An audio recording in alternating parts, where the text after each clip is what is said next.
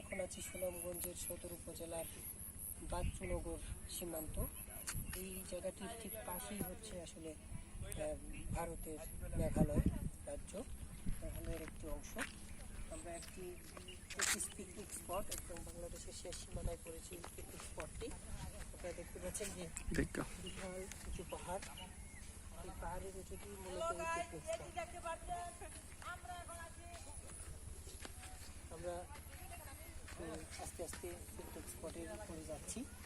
এবার চুনগর এলাকায় অনেক পর্যটক কিন্তু সারা দেশ থেকে আসে এবং এখানে মূলত বেড়ানোর জন্য যারা মূলত সিলেট অঞ্চলে আসে তারা এই বাচ্চুনগরে ঘুরতে আসার চেষ্টা করেন, কারণ এটি হচ্ছে যে পাহাড় এবং শ্যামল প্রকৃতি দেখার একটি বড় সংযোগস্থল এই বাচ্চুনগর। অর্থাৎ এই পাহাড়ের উপর থেকে কিন্তু মেঘালয়ের সীমান্তের বিভিন্ন অংশ কিন্তু দেখা যাবে।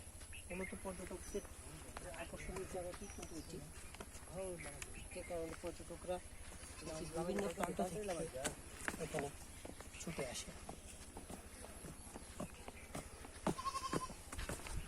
এটি একটি দারুণ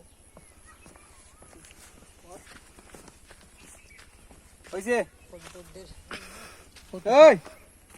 কৌতূহল পূরণ করার জন্য স্পটটি আসলে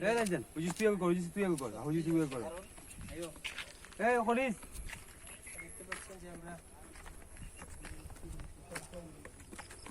স্পটটি উপরে ওঠার চেষ্টা করছি। বিশাল পাহাড়,